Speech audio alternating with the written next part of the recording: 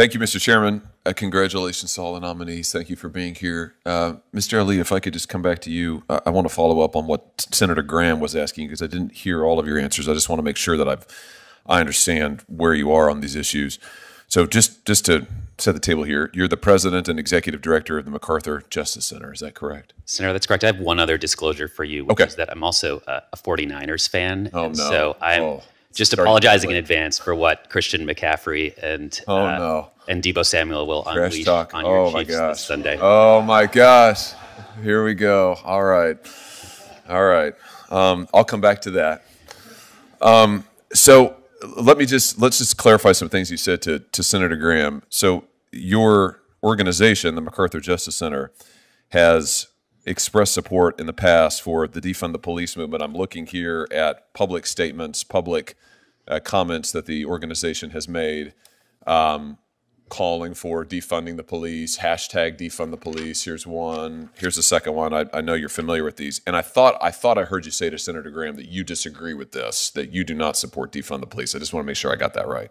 Senator, that's right. I have never taken that position, nor would I, for any number of reasons. One of which I'd like to say is that I work closely with law enforcement on these issues of accountability, public safety, and confidence in law enforcement. Okay, good. So to the extent that the center has in the past taken this position, that does not reflect your views and doesn't reflect your leadership. Is that fair to say?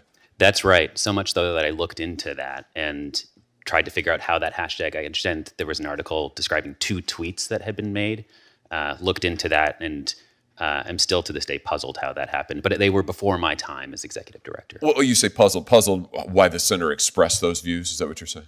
To my knowledge, the center itself has never taken the position of defund the police. Okay, and you disagree with that position. You disagree with the defund the police position. Okay, let me ask you about something else I think Senator Graham was touching on. My understanding is that the MacArthur Center asked the Chicago State Attorney's Office to dismiss all the charges against rioters following the BLM riots in the summer of 2020. Do I have that right? And if so, do you agree with that? Senator, my understanding of that circumstance is that the attorneys in that office, I wasn't a part of that office at the time, represented individuals who were peaceful protesters and represented community groups. And so that letter took place in the course of advocacy that I wasn't personally involved in, so I'm not intimately familiar with the fact. Okay, you would not support, though, dismissing charges against rioters who committed acts of vandalism, violence, etc., as a general matter? Senator, I believe that people who are a risk to public safety need to be accountable and need to be held pending those charges if they're a risk to public safety. And I understand the law to require that. Let me ask you, since you said pending, my understanding is the MacArthur Center also opposes pretrial detention. Is that right? Senator, so let me be very clear. I believe that if somebody is a risk to public safety, they should be held. And federal law requires that. The Bail Reform Act requires that, in addition to some other considerations. And if confirmed to be a federal district court judge, I would apply that law without reservation. So I got you. So just the center, though, am I wrong? They don't oppose. Your center does not oppose pretrial detention. Am I wrong about that? Senator, there's no categorical opposition to pretrial detention, as I understand it. The United States Supreme Court has been very clear that someone cannot be detained solely on account of their poverty. But to my knowledge, the Justice Center's position has been that if someone is found to be a risk to public safety, then detention is warranted under the law. And what about the use of electronic monitoring of defendants? Does the MacArthur Center oppose that? Senator, again, my understanding of federal law is that the supervised release provision. Well, but I'm asking about the center, though. I'm familiar with federal law, but the center that you're the executive director of, I just want to clarify. I want to make sure I understand what your positions are. Yeah, I appreciate that, Senator. So I haven't personally worked on a case involving electronic monitoring. I can tell you that the center is not a policy organization. We don't have a single employee in our organization who takes policies. All of our work is grounded in litigation, in a client. Okay, let me ask, I don't mean to interrupt you. I mean, I do mean to interrupt you, but I don't mean to be rude about it. I'm almost out of time. Let me just ask you this. The director, as I understand it, of your Illinois office referred to electronic monitoring as replacing one form of incarceration with another. Does that reflect your views or the views of your organization? How about, does it reflect your views? Let's just get to that. Senator, I'm not sure I fully understand what that would mean under federal law. I can tell you that the Bail Reform Act, the Sentencing Reform Act, and the supervised release provision require supervision in certain circumstances, first and foremost, when there is a risk to public safety and a need to protect the public. Well, my time's expired, and I know that there are other colleagues here who want to ask you questions. I appreciate your answers. This is helpful. My concern has been that the center that you're the executive director of seems to take positions to me that seem, frankly, a little extreme. So maybe those aren't your positions. I'll give you some more questions for the record. I was so nice to you, even though you're a 49ers fan. It's horrible. But the Chiefs, I know I was really nice. The Chiefs are going to win by 10, at least. Thank you, Mr. Chairman. We'll watch together. Without objection, we're going to enter into the record a letter sent in support of Mr. Ali's nomination. Congratulations, Stalin. Judge Dubose, am I saying your name right? That's correct, Senator. Okay. We don't have a lot of time, so I'm going to be direct. I think most of my questions are designed to be yes or no. Are you still a Marxist? Thank you for the question, Senator.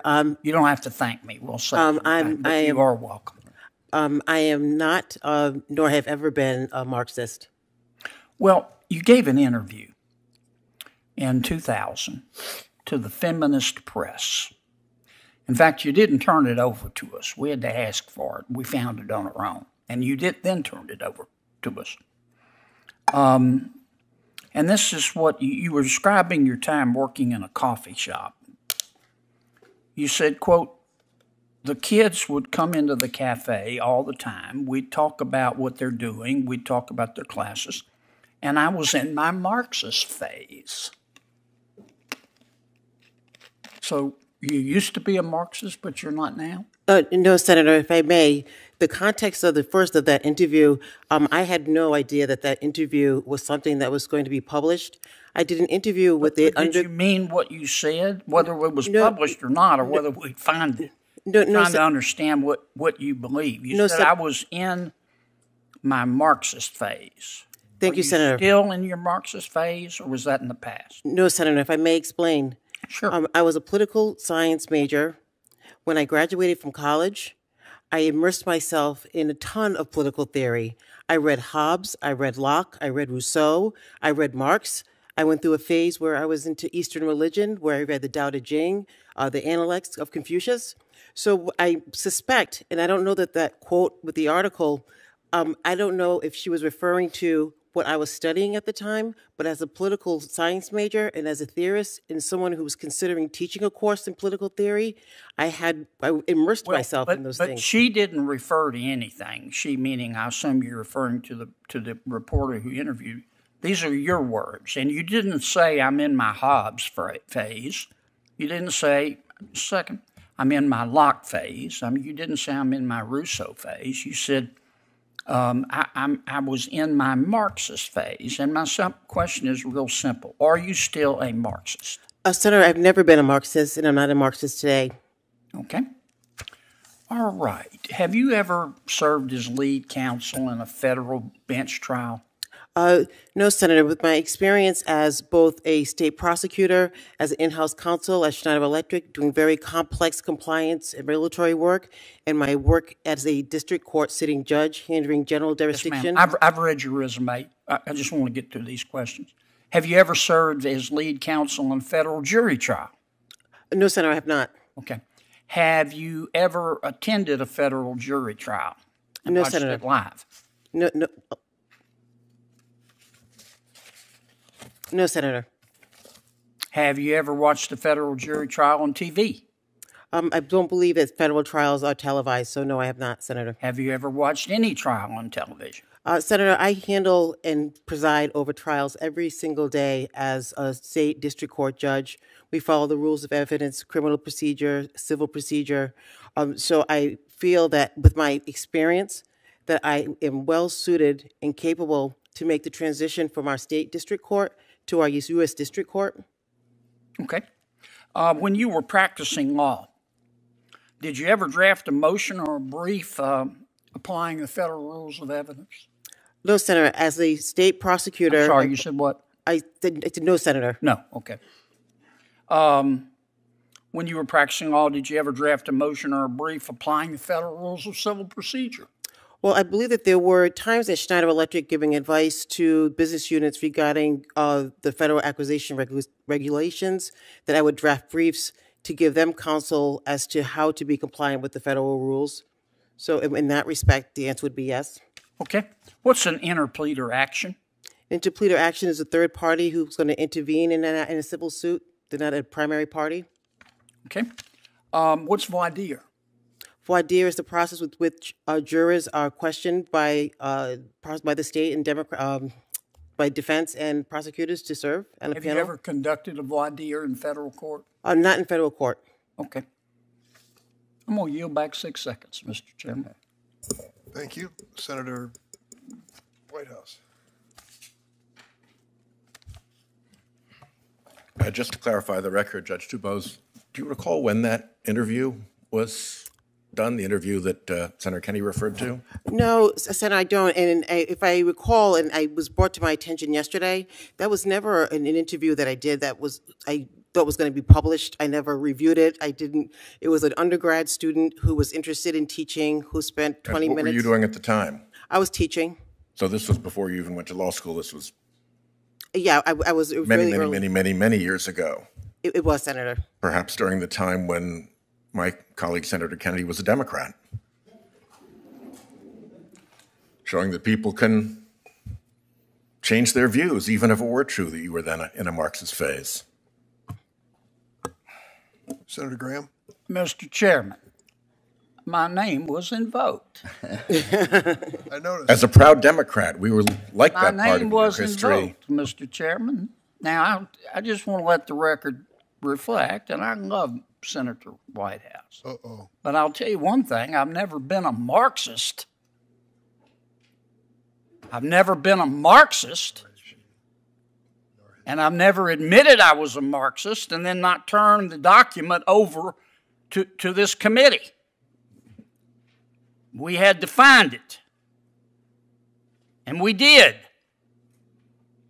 And now the testimony under oath today is, I didn't say that. The reporter said that. No, the witness said that.